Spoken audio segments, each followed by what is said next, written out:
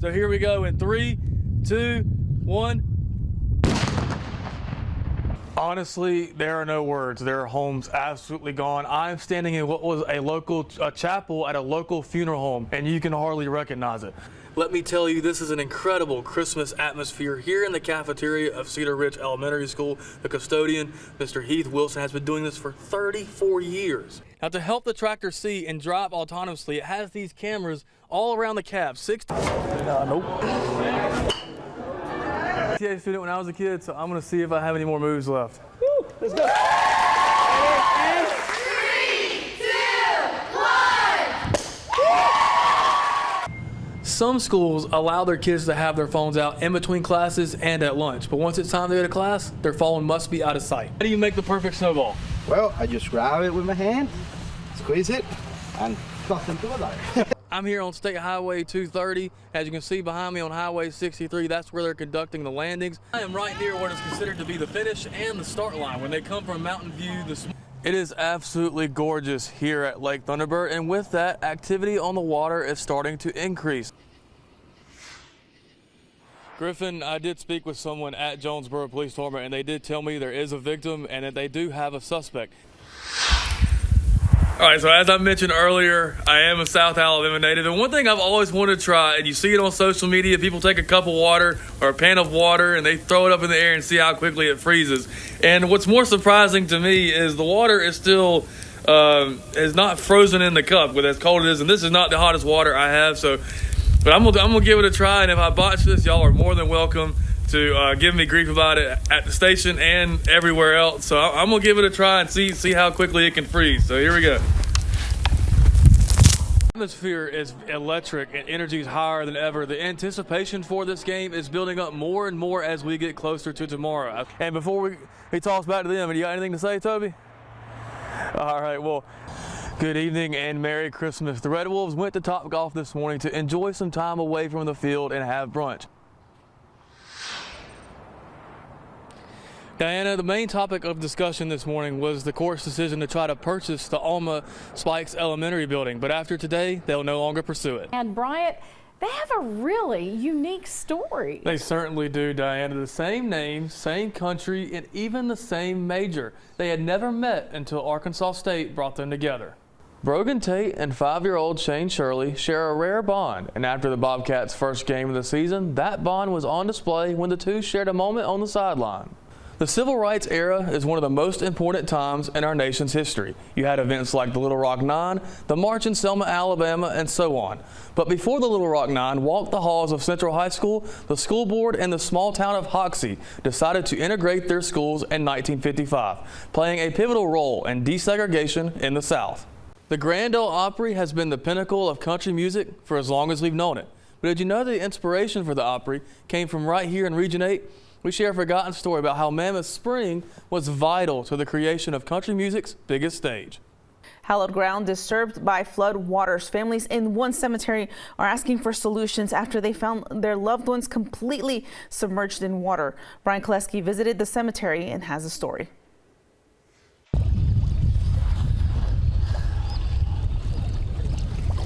First time you see this, I cried. The rest of my family cried too, because my mom and dad was good people and they don't deserve this. Families in pain after dangerous floodwaters from the Cache River inundate a cemetery in Craighead County.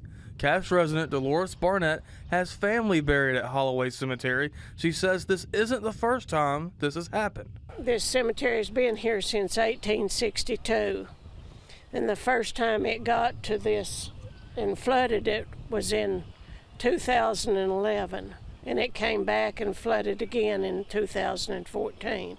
David Henson also has family buried at the cemetery. He says there is a reason this keeps happening. The river's going to have to be grudged back out because when they took the trees off, all the dirt silks in and it's filling the river up, so the river's shallower, and then you got a big dam down south of Grubbs, and it's creating this problem for everybody.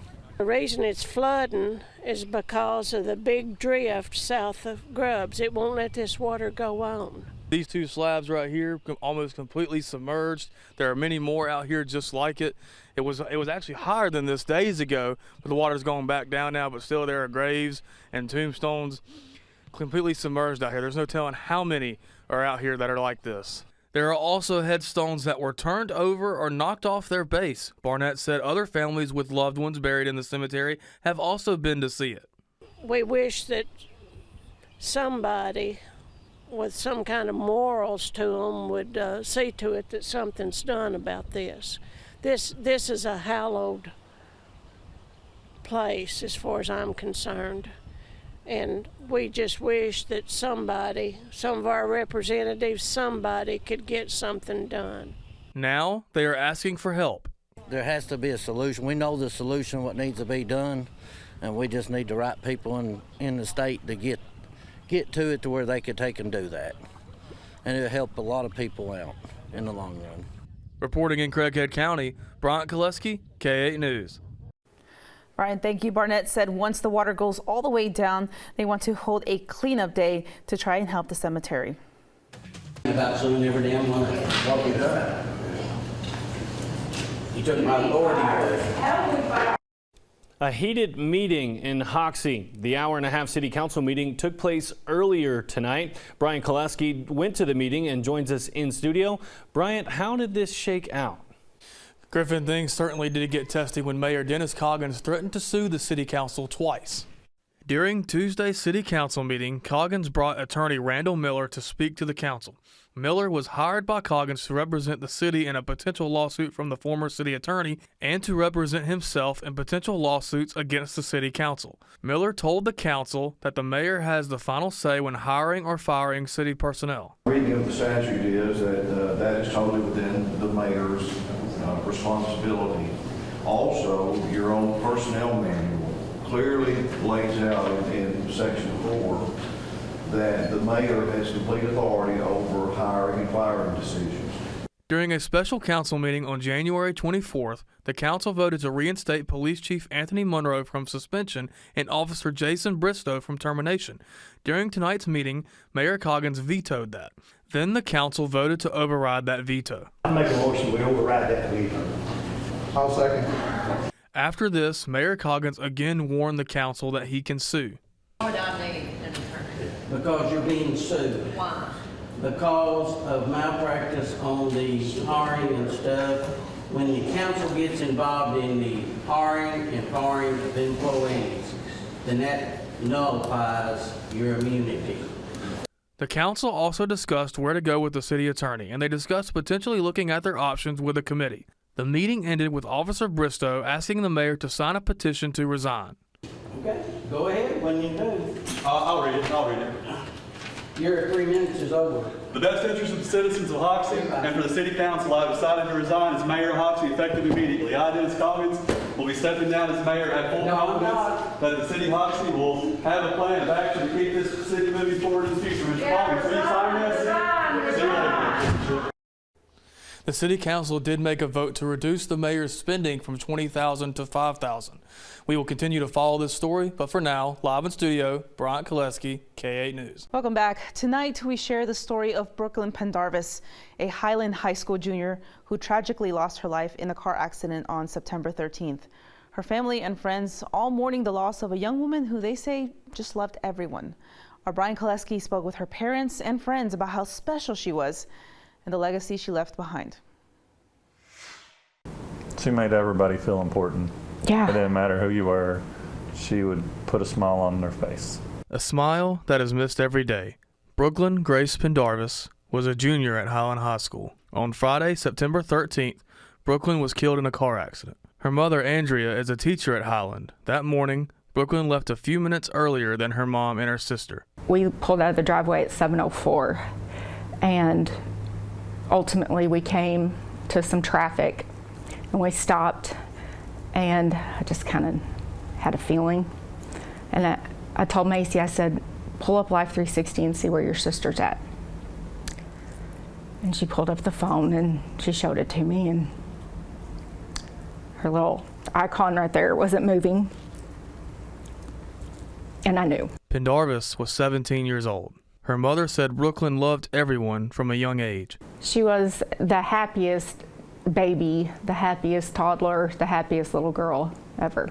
She saw it at school. I had so many other students tell me that they were sitting alone in the lunchroom, and Brooklyn went and sat with them. She saw her love at home when she cared for a baby calf, even if it meant occasionally leaving the sleepover early once or twice. She was worried all night. She had to get up and go feed George. She's like, y'all don't let me sleep in because George will be mad at me. Yeah. So she was really worried about her cow. She loved her cow. Brooklyn was also an athlete. She was a volleyball and basketball player. Her teammates said she was more than an athlete. She was a light, and that's not even downplaying it at all. I mean, like, if she walked into a room, you could almost feel she was there. Her coach, Cecil Meyer, says she made the most out of everything. Nobody in the school is taking more shots outside of practice. She was willing to do anything you asked of her.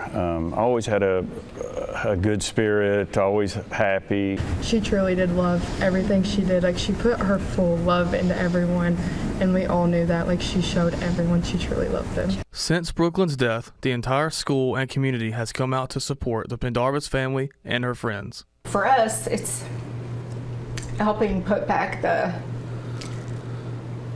shattered pieces of our lives, our family and our friends and our church, the community, the businesses, and ultimately the Highland School District is literally saving our lives and our family.